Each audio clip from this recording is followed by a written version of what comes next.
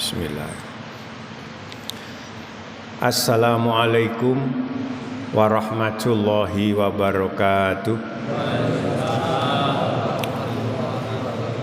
Alhamdulillah wassalatu wassalamu ala Rasulillah la haula wala quwata illa billah amma ba'du. Para alim, ulama, asatid, murabbi, mubaligh, para kiai, sesepuh bini sepuh Masjid Raudhatul Falah yang saya hormati, Bapak Ibu jamaah sholat subuh, mudah-mudahan Allah memberikan kita sehat. Muga-muga sehat awake, sehat atine, sehat duwike. Bapak Ibu, bulan Ramadan itu dikenal sangat populer disebut dengan bulan Al-Quran. Seperti pada surat Al-Baqarah ayat 185. Syahrul Ramadhanal ladzi unzila fihil Quran. Di mana Allah sendiri yang menyebutkan, Allah sendiri yang berfirman, Allah sendiri yang memberitakan bahwa bulan Ramadan ini bulan diturunkannya Al-Quran. Di dalam kitab Al-Majalisus Saniyah yang ditulis oleh Syekh Al-Fansani, syarah kitab Arba'in Nawawi, penulisnya menyebutkan, menukil sebuah hadis Rasulullah bahwa bulan Ramadan ini bulan diturunkannya semua kitab Allah, baik itu Taurat, Zabur, Injil, dan Al-Quran. Bapak Ibu, Taurat, Zabur, Injil, dan Al-Quran, keempatnya disebut Al-Furqan, yang berarti pembeda antara yang hak dan yang batil. Taurat, Zabur, Injil, dan Al-Quran, keempatnya disebut juga Adzikru, yang berarti pengingat. Kitab yang terakhir wahyu Allah yang diberikan kepada Nabi Muhammad sallallahu alaihi wasallam itu diberi nama Al-Quran. Kenapa diberi nama Al-Quran? Mempunyai dua arti. Yang pertama, Al-Quran berarti bacaan. Yang kedua, Al-Quran berarti kumpulan atau al-jam'u. Disebut bacaan karena Al-Quran ini setelah ditulis bisa dibaca oleh setiap umat manusia. Disebut al-jam'u yang berarti kumpulan karena Al-Quran ini adalah kumpulan seluruh wahyu Allah, seluruh kitab Allah yang pernah diturunkan kepada para nabi dan rasulnya sejak zaman Nabi Adam alaihi salam sampai kepada Nabi kita Muhammad sallallahu alaihi wasallam. Baik ini yang disebut Alkitab maupun yang disebut suhuf. Seperti pada ayat fi suhufi Ibrahim wa Musa.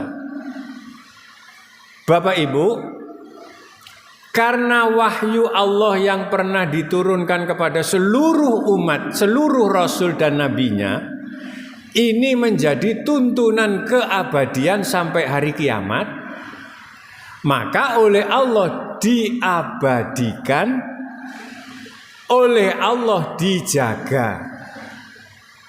Di dalam surat Al-Hijr Allah menyebutkan, inna nahnu nazzalna dzikra wa inna lahu lahafidun. Sungguh kami yang menurunkan Al-Quran, sungguh kami pula yang akan menjaganya. Hadirin, Rasulullah di dalam riwayat Imam Ahmad, beliau pernah bersabda, dan hadis ini disahihkan oleh Syekh Al-Albani di dalam As-Sahihat beliau. Apa kata Rasulullah? U'titu makana Taurati sab'at diwala. Rasulullah bilang, aku diberi 7 surat yang panjang, itu mewakili kitab Taurat. Wa utitu makana Zaburi al-mi'ain, dan aku diberikan oleh Allah 200-an ayat menjadi wakilnya kitab Zabur. Wa utitu makana al-injili al-masani, dan aku diberikan oleh Allah yaitu al-masani mau sebagai wakil kitab Injil. Wa utitu hawamim al-mufassal. Hadirin, Al-Quran yang terdiri dari 30 juz, 114 surat, 6.666 ayat, 1.027.000 huruf, ini dibagi menjadi 4 kelompok besar. Kelompok pertama disebut Sab'ut Tiwal, yaitu 7 surat yang panjang. Mulai Al-Baqarah, Ali Imran, An-Nisa, Al-Maidah, Al-An'am, Al-A'raf, dan Al-Anfal.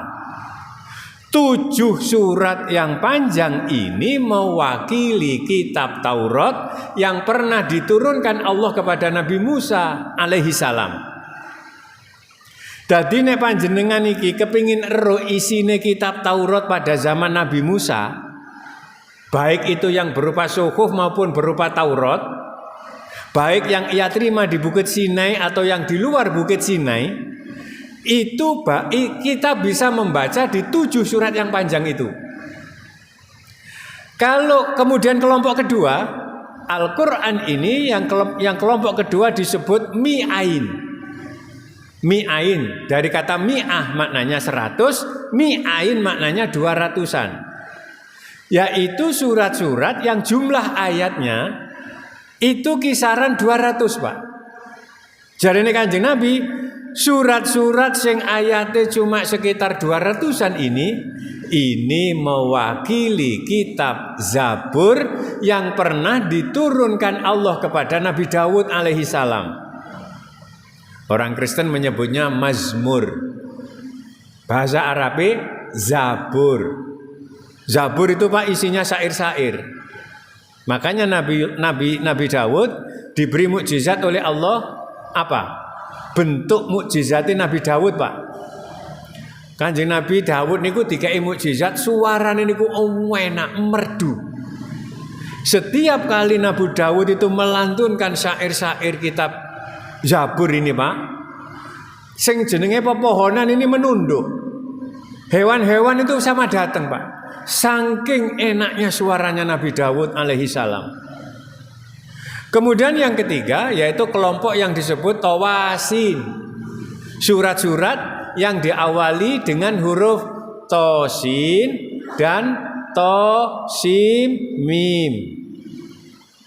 Ada ndak di Quran, Pak? Surat sing diawali karo huruf Tosin. Ada lagi Tosim Mim. Jarene Kanjeng Nabi, surat-surat ini mewakili kitab Injil yang pernah diturunkan Allah terhadap Nabi Isa Al-Masih. Jadi, nek awake dhewe kepengin ero Taurat, baca 7 surat yang panjang. Nek awake dhewe kepengin ero kitab Zabur, baca surat yang jumlah ayatnya sekitar 200-an. Nek kepingin roh kitab Injil, baca surat sing diawali dengan huruf Tosin atau Tosim Mim. Kemudian kelompok keempat yaitu Hawamim al-Mufassal. Surat-surat dalam Al-Quran yang diawali dengan huruf Hamim. Dan al-Mufassal, yaitu surat-surat yang pendek. Inna a'toinakal kausar pendek, Qul ya ayyuhal kafirun pendek, Al-Qari'ah pendek, Wadduha pendek, dan lain-lain, Pak. Nah, dawuh Kanjeng Nabi, Surat yang diawali dengan huruf Hamim dan surat-surat pendek ini belum pernah diturunkan kepada nabi selain Nabi Muhammad SAW. Bapak Ibu, Taurat, Zabur, Injil, dan yang disampaikan kepada Kanjeng Nabi dikumpulkan menjadi satu, yang oleh Allah sudah diseleksi. Lah apa kok Gusti Allah sing menseleksi? Ya karena itu firman Allah. Setelah diseleksi lalu dikumpulkanlah menjadi satu, yang kemudian diberi nama Al-Quran. Makanya Al-Quran itu bermakna bacaan, sing nomor loro Al-Quran bermakna kumpulan. Kumpulan dari apa? Kumpulan dari wahyu-wahyu Allah mulai zaman Nabi Adam sampai Kanjeng Nabi Muhammad sallallahu alaihi wasallam.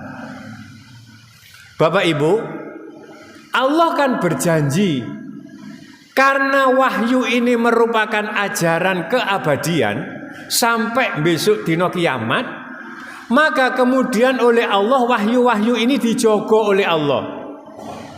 Loh, terus bagaimana cara menjaganya?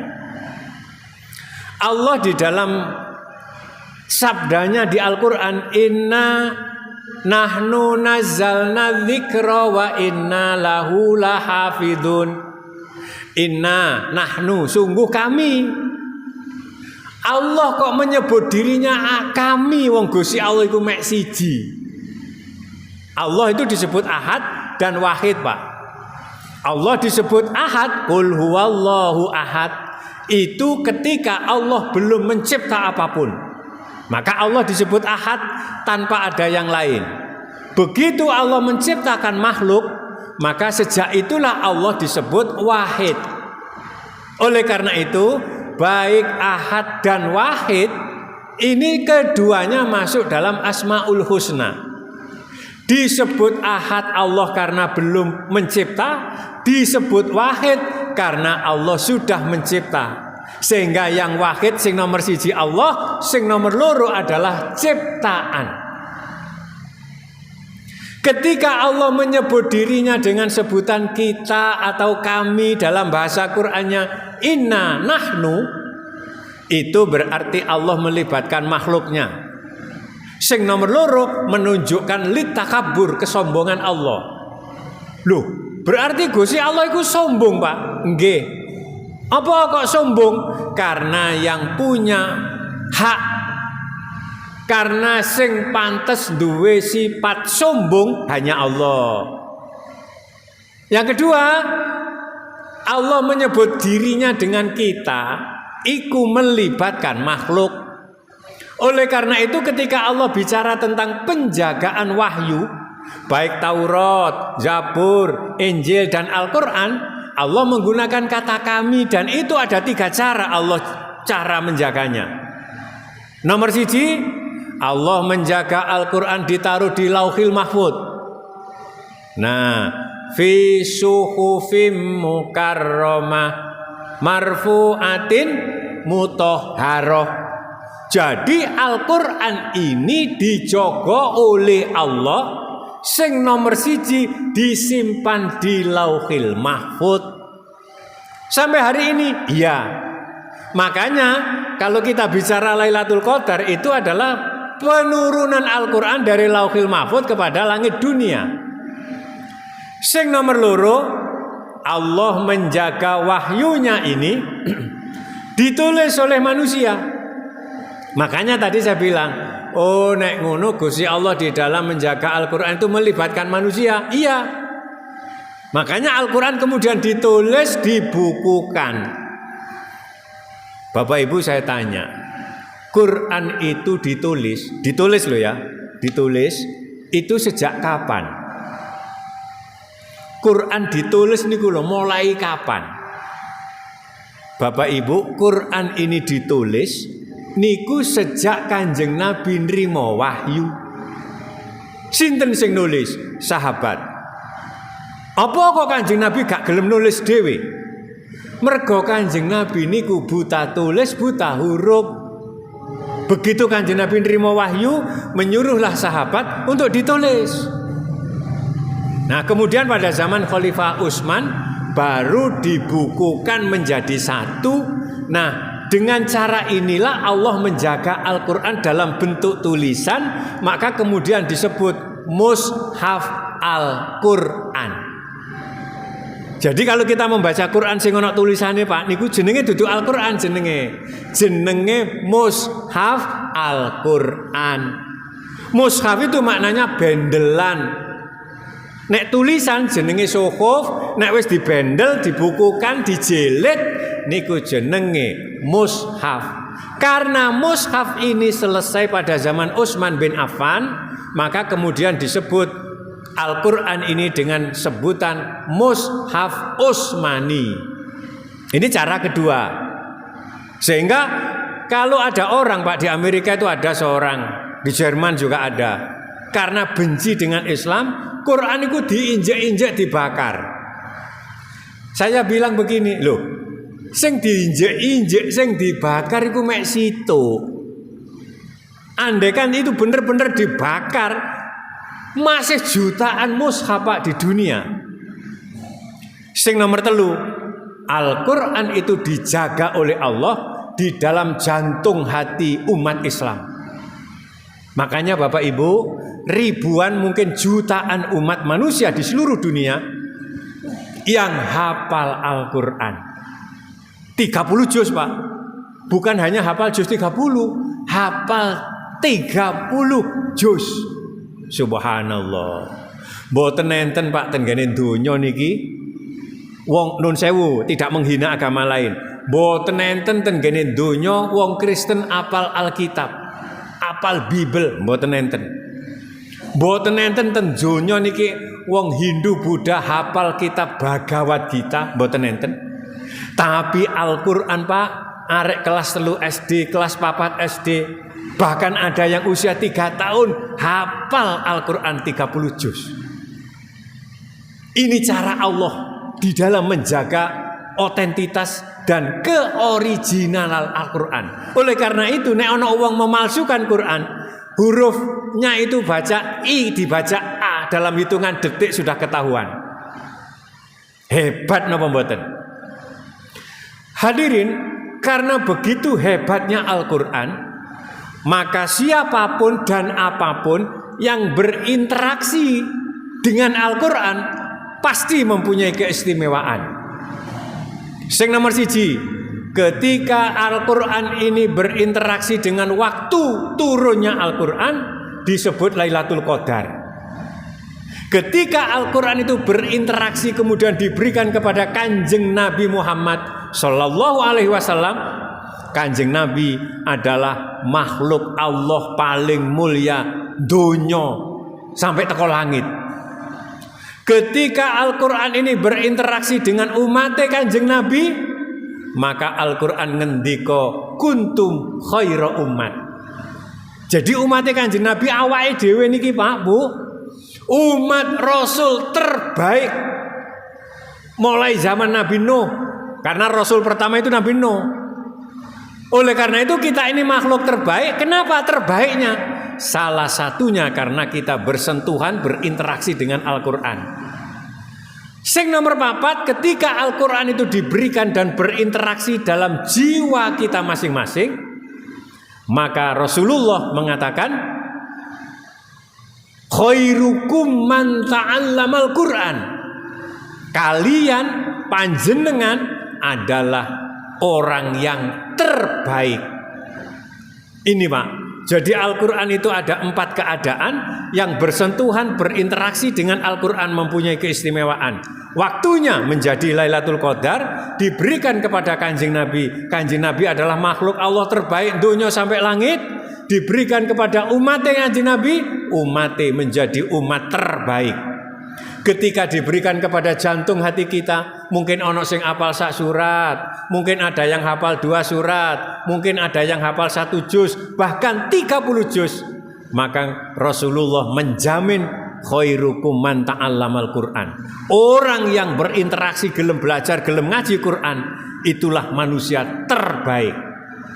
Nah, mudah-mudahan kita yang hadir di masjid yang mulia ini dicatat oleh Allah benar-benar makhluk Allah yang terbaik. Mudah-mudahan sisa umur kita barokah, rizki kita barokah, rumah tangga kita sakinah mawaddah warahmah, anak cucu kita soleh solehah.